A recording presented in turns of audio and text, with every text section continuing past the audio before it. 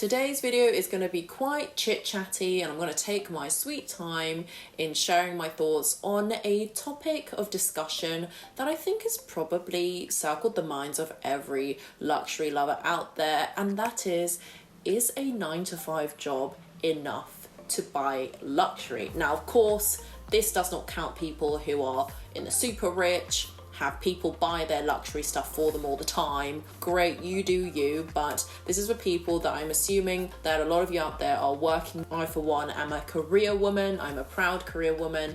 Obviously, career is not everything in life, but of course it affords me my very extravagant lifestyle. And because of that, obviously I'm very mindful in terms of the luxury goods. By nature, they are luxury. They are not essential items. The bare necessities are your shelter, your food, your water, those kind of things. And then as you graduate up, then you could probably think about other things that give you a little bit more happiness and meaning and all that stuff, all which luxury goods, you could argue, is up there. But obviously, to afford those luxuries in life, you've got to have a source of income. And this is a topic that I feel is not nearly discussed as much as it should be. I think I've maybe seen 1 or 2 videos on this from luxury creators in the past, but on the whole, there's definitely this air of mystery around how people are able to afford these luxury goods. And it doesn't help when it's like social media. If you like these, engaging with these kinds of pictures of luxury goods and those kind of videos as well, you will get fed more. And it just seems like everybody and their aunts, their dogs have luxury items. But obviously that is not the case. A lot of us out there work for our luxury goods. I, for one, although I get the odd gift here and there that I'm fortunate enough to receive from my family, I would 95% of the time buy my own luxury goods, and I buy it with my own hard-earned cash. Of course, it's nice to be bought things. Who doesn't think it's nice to be treated once in a while? But I find a lot of my reward is when I buy things for myself. I do have a 9-to-5 job of sorts. I mean, it's definitely outside of hours, you know, and I work in a corporate field. I am thankful in that I am skilled enough, trained enough, experienced enough to command a higher salary. But in terms of answering the question of is a 9-to-5 job enough to buy luxury, I would say it depends on how much luxury you intend to buy and have bought in the past, and you know what your lifestyle is. But if I was having to be blunt, I would say no. In this very simplistic way, I don't think a 9-to-5 job is going to be enough to sustain your lifestyle. At least not a 9-to-5 job that is, you know, at least not in the high 5 figures, if not 6 figures. If you don't buy a lot of luxury, if you maybe have a really low standard, not necessarily standard, if you have a really low cost of living and the value of the items you buy are pretty low, then sure. But you know, that also depends on your job. If you are a cleaner, and that is no shade to cleaners at all, I'm just throwing out one example from the air. How much do cleaners earn? 30 grand a year, if that. There is no amount of tips, there's no amount of saving that you can put in your piggy bank that will get that money out for you, where you can buy a Chanel classic flap. Gone are the days where you could save your money in a bank and it would grow and gain interest. Now we're in a stage where banks have like 0.1% interest or no interest or negative interest. But I think a lot of people on social media project this image of abundance, and it's such a misleading message because they probably get a lot of ad revenue and all those kind of things from other side hustles. These are hard times, people. These are times where you cannot necessarily even afford the bare essentials, your food, your petrol, your housing, let alone, you know, luxury goods. But for the rest of us, you know, we are taxed to the gods. We are paying for all those essential items that have since skyrocketed in prices as of late, and we've got to prioritize our spend. So you really do have to be realistic about the job that you have. And you know, if it's a job that you're not necessarily super married to, or you want to be able to afford more luxuries, you know, first stage would be to get a promotion or change jobs.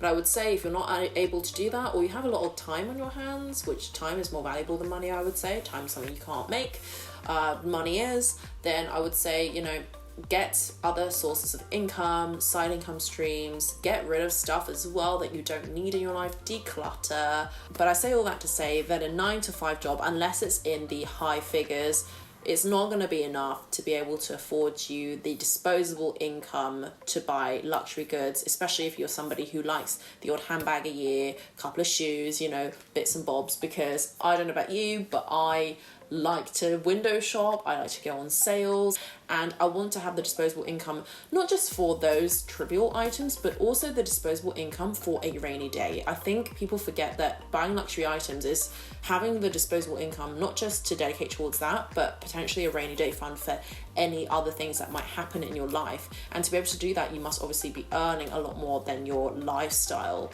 It doesn't take being a financial expert to realize that one source of income is not enough. You have to diversify your risk. And, if that one job goes bust, you are screwed for the rest of your other commitments financially. As of now, and in my current career movements, my 9 to 5 job, my main hustle, is my primary source of income. I do have side income streams, I guess YouTube being one of them, as is for many creators out there. And there are so many other sources of income that you can get to supplement or bolster your main income. Like I mentioned, it's so easy to get sucked up into this social media void where people are constantly buying luxury goods all the time, but you don't see people hustling for that money. But I will just give you the top lines of some of the other sources of income that you can produce to be able to live the lifestyle that you want if you can't, for example, get a super high paying job. So let's just talk about, first up, I mentioned getting side hustles. So that could be offering your services, your time to do other things. You must have skills on your CV that got you your 9 to 5 job in the first place. I'm sure you can use those to apply it to be able to sell your services, presuming you have the time to spare as well. So there are, side hustles that you can do. You can start your own business, you can even rent out properties. The world is your oyster. So many other side ideas that you can do, YouTube even being one of them. And a lot of bloggers out there will have sponsorships and ad revenue and all kinds of other merch and things like that they can cross sell. So definitely leverage your skill set to be able to come up with other income streams as your side hustle. The more passive the better, of course. And other side hustles could be investments, so it could be stocks and shares. Obviously, have savings and things like that, but money sat in the bank as of right now in today's climate is basically just losing value as the days go past. So if you can make your money work as hard as you do without you needing to exert much effort, that is the epitome of success. So I personally have, investments in stocks and shares, and obviously some of them will pay dividends as well. Look into things like crypto if you're interested, but obviously make sure that you are well researched. And then onto some more general lifestyle tips, I would say one of the biggest things that you need to do is reduce unnecessary expenditure. That means try and reduce lifestyle creep as your wage goes up. I want to make sure that my lifestyle stays as it is, if not can go lower. And that means not just reducing waste in terms of the luxury goods I already have, so maybe even selling on things, especially if I don't use it, but also in terms of just the smaller day-to-day expenses. So whether that be on food, whether that be on, going out, things like subscriptions, they are always a killer because, you don't realize that you're subscribed for 5 different streaming services, and then maybe you've got loads of subscriptions to different gyms, but you rarely go. Just look at all of the things, all of your outgoings. You can make spreadsheets and things like that to calculate, your incomings and outgoings, and making sure that you are at a deficit in terms of, what you are using versus what you are stowing away or investing. It's something that I have honestly in the past, I'd struggled with this in terms of living below my means, but it's something that is so important when being able to afford luxuries, because you might be able to get a bag or something on credit now and live that great lifestyle now, but it's gonna come and bite you in the buttocks later down the line. It's not worth it. And to be honest, you need all these foundations set in stone before you can then consider luxury. I mean, there are so many tips online from different finance gurus or business gurus that say, if you can't afford the item twice, don't buy it.